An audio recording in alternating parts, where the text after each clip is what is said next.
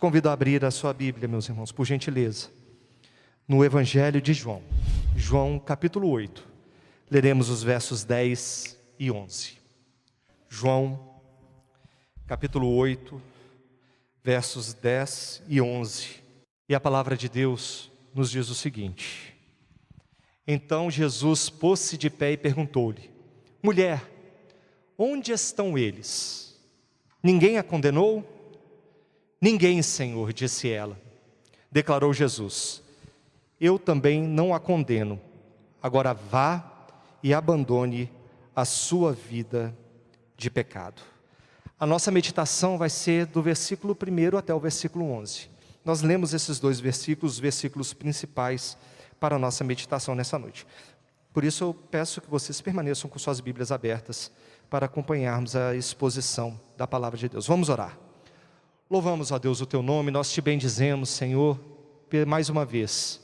Ó Deus, pelo Teu cuidado, pelo Teu amor, pela oportunidade e o privilégio de podermos derramar os nossos corações ao pé da cruz, depositando o nosso fardo, ó Deus amado, o nosso fardo de pecado sobre o Senhor Jesus, ó Deus. E, Senhor, que o Teu Espírito Santo haja no nosso meio e a Tua palavra fale ao nosso coração acerca disto. Ó Deus, que sejamos assim, libertos do pecado, pelo poder do Evangelho, pelo poder das boas novas de salvação do Senhor Jesus, ó Pai. Fala conosco nesta noite, ó Deus, que a Tua palavra promova transformação no nosso viver, em nome de Jesus. Amém, Senhor. Amém. Meus irmãos, há poucos dias eu li uma notícia sobre um juiz federal de São Paulo que vendia sentenças em ações de precatória. Ele cobrava um percentual segundo o inquérito, segundo a acusação, e ele então facilitava sentenças que envolviam precatórios, muito dinheiro, precatórios milionários. E por causa disso, aquele juiz ele recebeu a temida visita da Polícia Federal logo de manhã, logo cedinho. Se ele será considerado culpado, se ele será inocentado, se ele será condenado, eu não sei, só o tempo dirá. Mas casos como esse são expostos dia após dia nos noticiários. Nós vemos como a justiça humana é falha, como a justiça humana por vezes é corrupta, como a justiça humana por vezes busca atender os seus próprios interesses, e quando isso acontece não tem nada a ver com a justiça de Deus. E isso não é uma inovação dos nossos dias.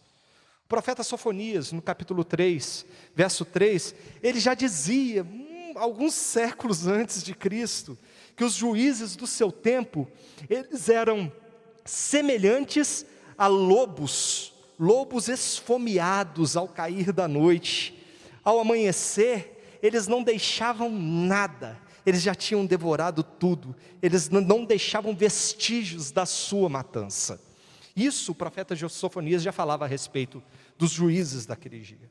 E o texto que nós lemos, ele fala de um tribunal para o qual uma mulher, ela foi levada como ré. Mas o juiz daquele tribunal não era semelhante aos juízes dos nossos dias, não era semelhante aos juízes dos dias de Sofonias. O juiz daquele tribunal não era um vendedor de sentenças, não era um corrupto semelhante a um lobo esfomeado. Quem presidia aquele tribunal naquele dia era o justo e perfeito juiz, que julga com retidão e com equidade. E o texto que nós lemos, ele relata o episódio, e aí peço que você acompanhe a partir do verso 1, verso 2, os irmãos já vão ver o desenrolar dessa história. O texto ele relata o episódio na qual uma mulher foi pega em flagrante adultério. O pecado dela traria para ela uma consequência terrível. Êxodo 20, nós temos lá os 10 mandamentos. E os 10 mandamentos, lá no Êxodo 20, no verso 14, traz o 7º mandamento e qualifica o adultério como um pecado contra a lei moral de Deus. É lá que a gente encontra esse 7º mandamento: não adulterarás. Mas pelo menos mais 2 textos da lei de Moisés, um em Levítico 20, verso 10, e outro Deuteronômio 22, 22, qualificam o adultério não só como pecado, mas também como crime. E nesses textos, o adultério era punido com a pena capital. Levítico 20, 10, ele diz o seguinte: Se um homem cometer adultério com a mulher de outro homem, com a mulher do seu próximo, tanto o adúltero quanto a adúltera terão que ser executados. Os dois seriam executados. Deuteronômio 22 diz que se um homem for surpreendido deitado com a mulher de outro, os dois terão que morrer. O homem e a mulher com quem se deitou, eliminem o mal do meio de Israel. Essa era a sentença para o pecado daquela mulher. Mas quando nós já olhamos para João, capítulo 8, nós vemos que somente a mulher havia sido trazida para o tribunal. Estranho isso, né? Onde estava o homem? Eu já ouvi essas perguntas de algumas mulheres, eu já ouvi isso. Por que só as mulheres morriam por causa do adultério? Por que os homens não morriam? Mas mulheres, fiquem tranquilas, vocês podem ficar tranquilas. A palavra de Deus diz que os dois morriam, os homens também, eles eram executados. A pena era para os dois. E a gente não sabe por quê. Nós não sabemos por quê, mas nessa passagem bíblica apenas a mulher, somente a mulher havia sido pega e trazida para ser julgada segundo a lei de Moisés. E aquela mulher, ela tinha agora que lidar com o peso e com as consequências do seu pecado. Eu e você, meus irmãos, assim como aquela mulher pecadora, da mesma forma que ela, somos muitas vezes confrontados pelos nossos pecados, que ainda habita debaixo da nossa pele, que habita ainda resiliente em nós, e muitas vezes temos que lidar com as consequências dos nossos pecados. E eu quero meditar com vocês nessa noite exatamente sobre isso, como lidar com o peso do pecado, como lidar com o peso do pecado. E a primeira forma como devemos lidar com o peso do pecado é reconhecendo que ele está sobre todos. O peso do pecado está sobre todo homem, sobre toda mulher, sobre toda a humanidade, sobre todos nós. Volta comigo para João capítulo 8, a partir do verso 2. Imagine a cena, visualize a cena. Homens pegando essa mulher, flagrante adultério, arrastando-a pela cidade, a mulher talvez se debatendo, chorando, gritando, a multidão vendo, ela exposta a toda aquela vergonha, a sua situação exposta para todos, e ela sendo levada ao templo para ser julgada perante o Sinédrio. E aí aqueles homens veem Jesus, eles veem Jesus ensinando no templo, que é o que a palavra diz, no verso 2, e eles pensam, olha, essa é a hora, nós vamos armar aqui uma cilada, armar uma pegadinha para pegar esse rabino que tem afrontado a nossa tradição. Ou ele será a favor da lei de Moisés, que manda matar a mulher, ou ele vai mandar matar a mulher e vai contrariar toda a sua pregação até esse momento. Qualquer uma das duas opções que Jesus, qualquer uma das duas decisões que Jesus tomasse, desqualificaria o ministério dele. Pois ele dizia ser cumpridor da lei e também dizia ter compromisso com os pecadores para mostrar-lhes o caminho da salvação, da redenção e a possibilidade de uma vida sem o peso do pecado. Eles então chegam diante de Jesus e dizem, mestre, essa mulher, ela foi surpreendida em ato de adultério. Na lei de Moisés, nós somos ordenados a apedrejar essas mulheres. O que o Senhor diz? Jesus não disse nada. A palavra de Deus diz que houve um silêncio ensurdecedor. E Jesus se inclinou e começou a escrever no chão. E ele foi escrevendo no chão. Mas o que Jesus escrevia no chão? A palavra de Deus não diz quais palavras foram exatamente Jesus escreveu. Quais palavras foram escritas por ele no chão. Mas, quando vamos para o grego, há uma pista.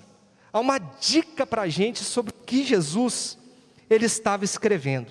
A palavra grega, traduzida como escrever, indica que Jesus escrevia algo contra alguém.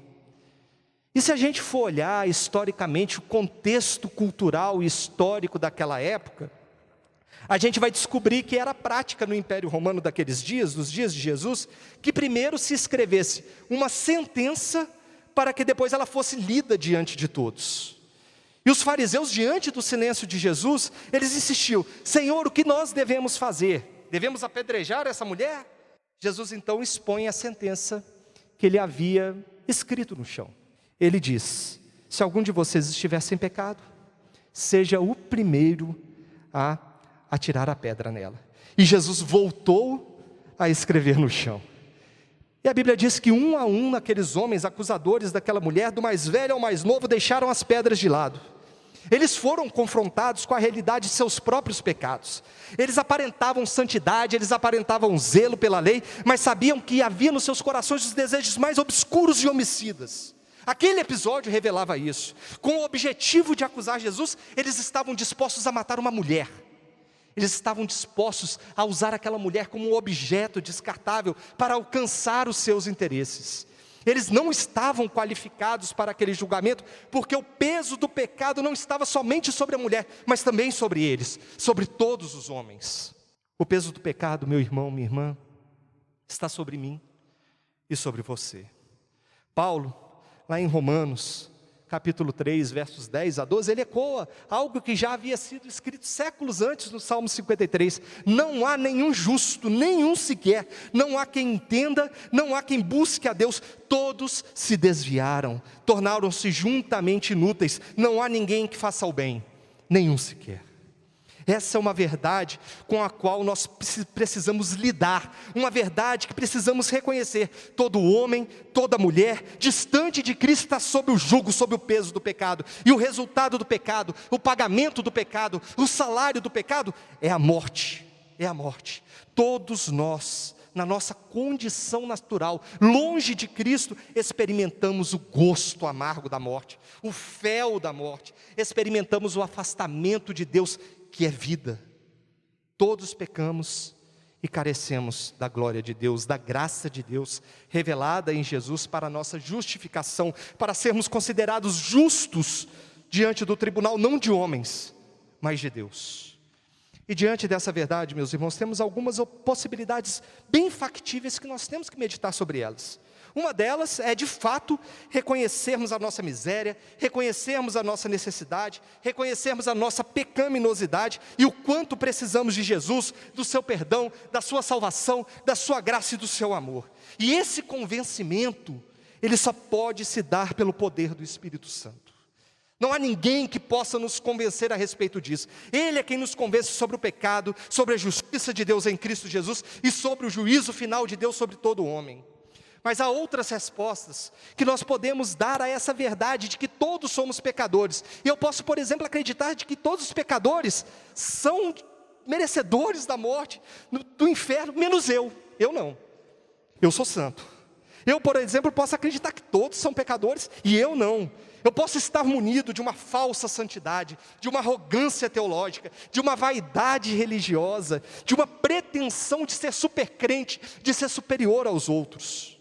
Corremos o risco real, meus irmãos, de apontarmos os erros, as falhas, os pecados dos outros e esquecermos e negligenciarmos os nossos próprios pecados, de agirmos sem misericórdia com o nosso irmão, como aqueles fariseus fizeram naquele dia, de travarmos embates no tribunal da internet, de querermos ser vencedores dos debates, ser vencedores sobre as dores, ser vencedores contra as lutas, contra o pecado dos nossos irmãos.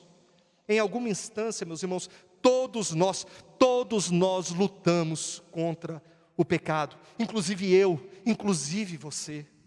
E veja bem, meus irmãos, a sentença de Jesus naquele momento não era contra a mulher, não era a respeito da mulher.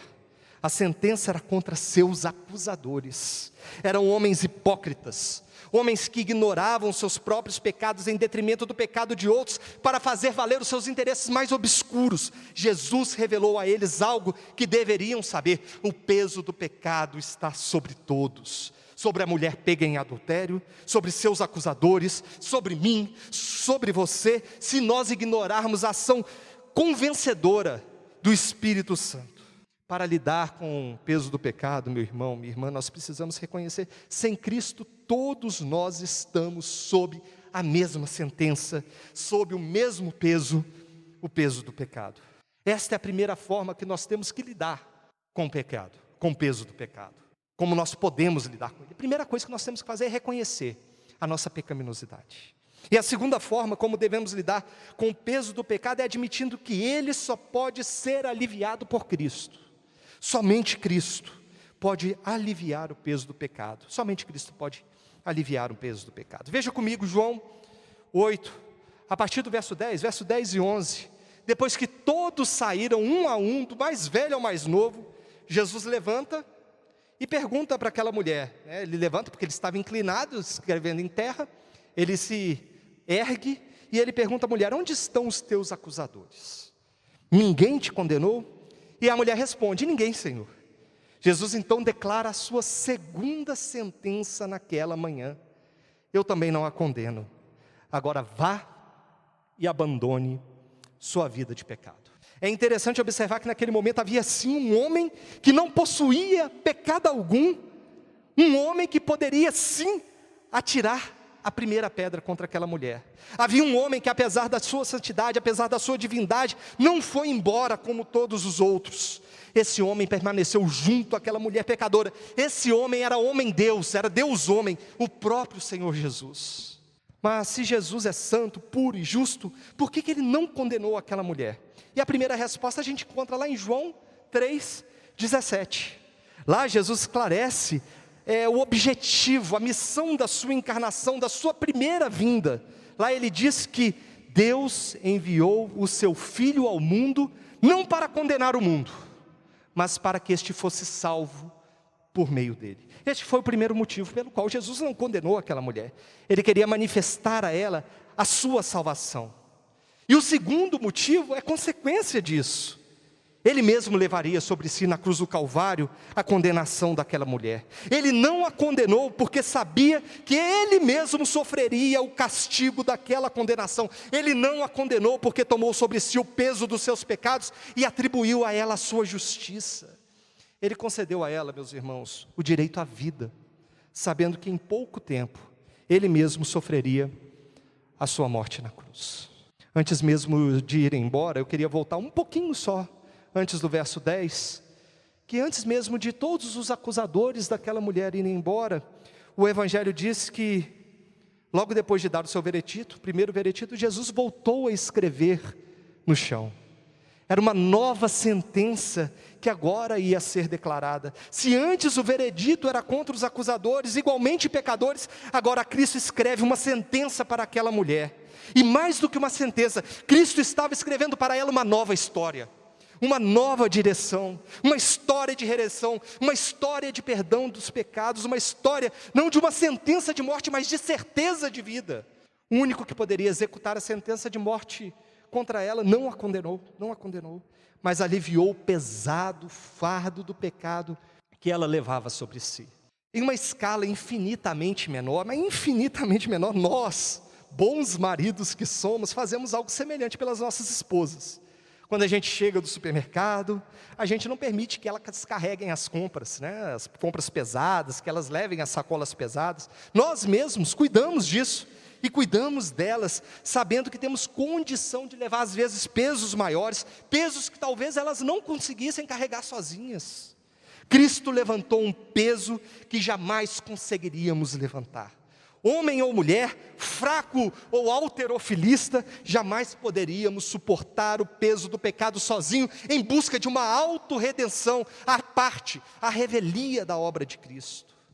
Sem Cristo, somos como o coiote do desenho do Papaléguas, sabe, que está esmagado debaixo de uma bigorna ou de uma enorme pedra que ele mesmo preparou como armadilha.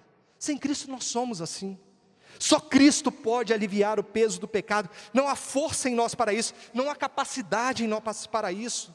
Se dermos lugar ao pecado, meus irmãos, ele nos esmaga. Ele é um peso que nós não conseguimos carregar. Ele nos paralisa, ele nos estagna, ele impede que nós possamos prosseguir na presença de Deus. E é em Cristo que podemos encontrar a liberdade e sermos aliviados do peso do pecado.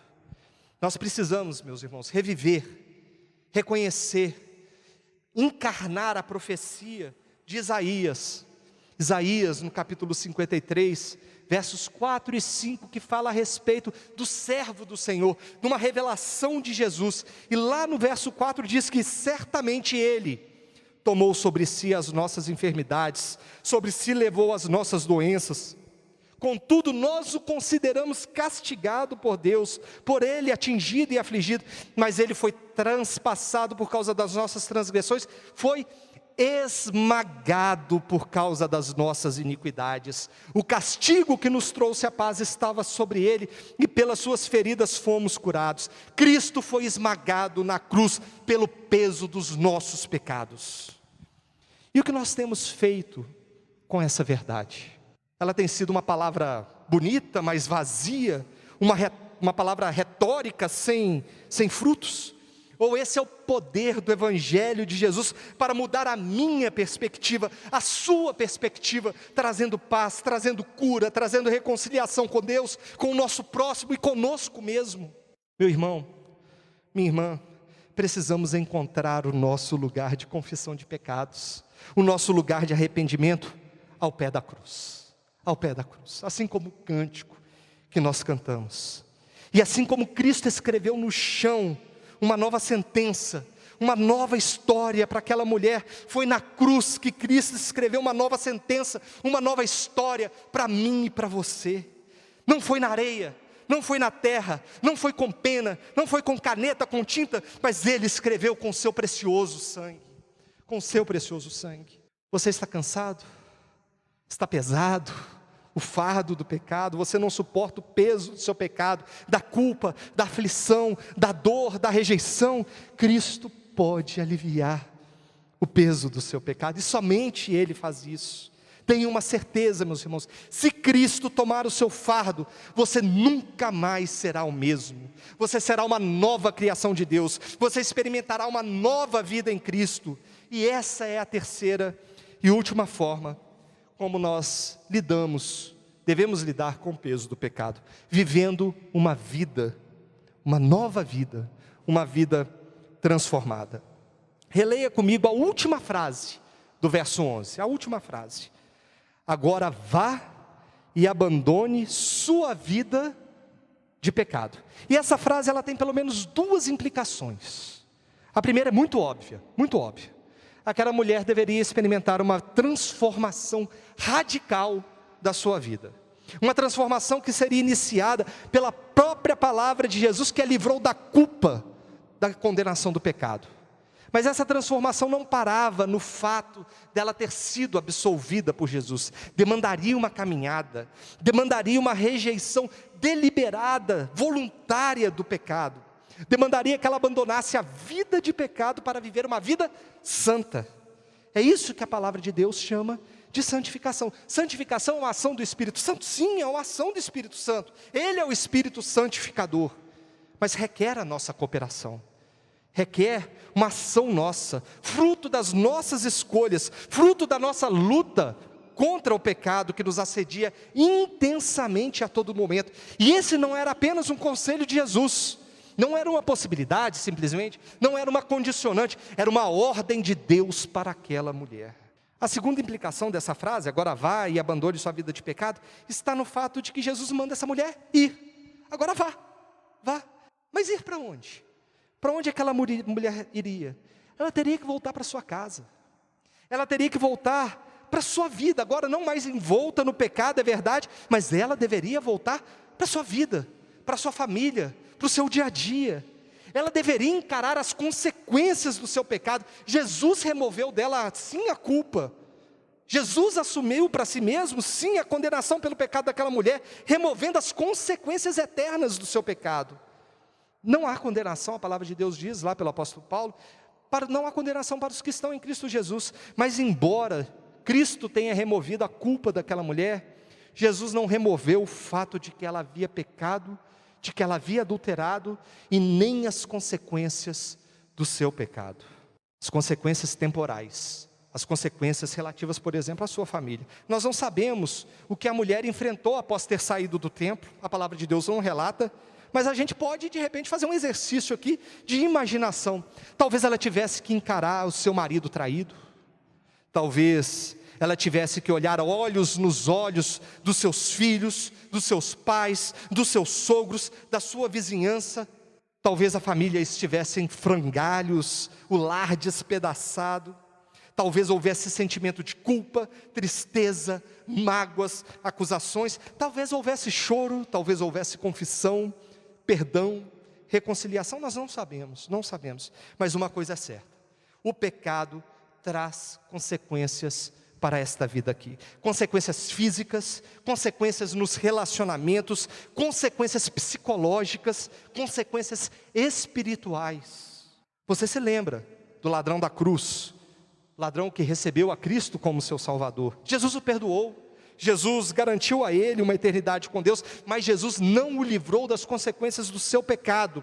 Jesus não o livrou da cruz e não o livrou da condenação diante da lei dos homens. Você também se lembra, por exemplo, de Zaqueu. Zaqueu, Jesus entrou na casa dele, Jesus entrou na vida dele, Jesus se assentou à mesa com ele num ato de comunhão e amizade, mas Jesus não o livrou de restituir o produto do roubo. Jesus não o livrou disso. Meu irmão, o nosso pecado, ele produz consequências que reverberam em nossa vida aqui. Consequências que podem trazer prejuízos à nossa vida profissional, trazer prejuízos às nossas famílias, à nossa saúde, à integridade dos nossos amados, dos nossos queridos. O pecado é algo pernicioso, destruidor, e nós devemos deliberadamente, voluntariamente resistir ao pecado. Devemos insistentemente rejeitar o pecado, abandonando a vida de pecado. E você pode se questionar, mas como resistir ao pecado? Como que eu posso conseguir isso? Em Cristo a nossa vontade não é mais escrava do pecado. Nós não somos escravos do pecado em Cristo.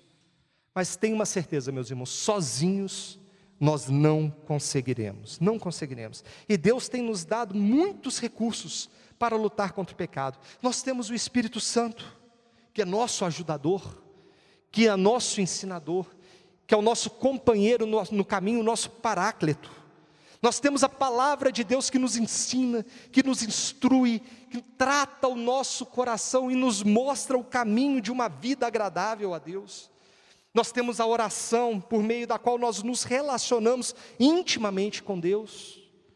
Nós temos os meios de graça que fortalecem, que nos acrescentam fé. Nós temos a igreja do Senhor, irmãos e irmãs, para serem nosso suporte em dias maus. Nós temos homens e mulheres tementes, fiéis a Deus ao nosso lado, para os quais nós podemos prestar contas. Pessoas que podem nos ajudar. Meus irmãos, e nós temos os mandamentos mútuos, nós podemos confessar uns aos outros os nossos pecados. Nós podemos acolher uns aos outros. Outros mandamentos, seja cuidando uns dos outros, edificando uns aos outros, exortando uns aos outros, aconselhando uns aos outros, servindo uns aos outros, amando uns aos outros. Nós precisamos viver uma vida de santidade, não hipocritamente, não de uma forma legalista, mas o nosso chamado por Deus é para vivermos de uma vida de santidade. Vida de santidade é mais que uma necessidade, é uma ordem de Jesus para mim e para você. Que abandonemos, irmãos, a vida de pecado e que busquemos viver em novidade de vida diante de Deus. E eu concluo aqui, meus irmãos. Só podemos lidar com o peso, com a carga do pecado, a partir do momento que reconhecemos de fato quem nós somos. Só depois de reconhecermos quem de fato somos, pecadores que somos, é que podemos lidar com o peso do pecado. Nós somos pecadores, somos carentes da graça de Deus, necessitados do seu amor, da sua misericórdia e da sua salvação. E só podemos igualmente ser aliviados do peso do pecado quando temos um encontro real e vivo com o Senhor Jesus. Quando depositamos sobre Ele a nossa fé, toda a nossa confiança, toda a nossa esperança. Só Cristo pode, pelo seu poder, pela sua morte, pela sua ressurreição, nos aliviar do peso do pecado. E só podemos, enfim, meus irmãos, nos ver livre do peso do pecado quando abandonamos a vida de pecado. Em Cristo o pecado não mais nos domina, não mais nos escraviza a nossa vontade. Abandonando o pecado, nós poupamos nossos queridos, as pessoas ao nosso redor e até nós mesmos de consequências terríveis. Em Cristo, nós somos uma nova criação, um novo homem, uma nova mulher, vidas transformadas pelo poder do Evangelho, pela justiça de Cristo. Nós somos perdoados e justificados diante de Deus. Precisamos dessa certeza, precisamos dessa convicção dos resultados da obra de Cristo em nosso favor. Assim como a graça e a misericórdia de Deus reveladas em Cristo encontraram aquela mulher naquele dia, naquela manhã, que a graça e a misericórdia de Deus em Cristo nos encontrem perdoando pecados, cancelando o escrito de dívida que é contra nós, trazendo uma nova sentença, uma nova história para cada um, redimindo a nossa vida, nos reconduzindo a uma vida, ou conduzindo a uma vida de santificação na presença de Deus. Essa é a maravilhosa graça do Senhor Jesus, que é suficiente para mim, que é suficiente para você. Amém, meus irmãos? Vamos orar? Ó Deus, nós te bendizemos, louvamos o teu nome, Pai, pela tua palavra exposta. Ó Deus, e que, Senhor, desnuda o nosso coração, que expõe as nossas mazelas, as nossas necessidades. Ó Deus, e que, Senhor, sejamos livres do peso do pecado, que lidemos com este peso para abandoná-lo, porque com ele jamais conseguiremos alcançar a redenção, conseguiremos caminhar, tamanho fardo do pecado, ó Deus. E por isso, Senhor, te pedimos, ó Deus, que a cada dia reconheçamos, ó Deus, a nossa pequenez e a nossa necessidade. Reconheçamos, ó Deus, que somos necessitados e pecadores. Ó Deus amado, que lancemos ao pé da cruz o fardo do nosso pecado, pois só Jesus pode aliviar o nosso pecado. E abandonemos, ó Deus, deliberadamente essa vida de pecado, ó Pai, ajuda-nos. Sem o Senhor não conseguiremos, sem o Senhor nada podemos. Ó Espírito Santo de Deus, fortalece-nos, instrui-nos, ajuda-nos, ó Deus, a viver uma vida santa e agradável a Ti, ó Pai. Ajuda-nos, ó Deus. Nós oramos assim, ó Pai, no nome santo do Senhor Jesus. Amém.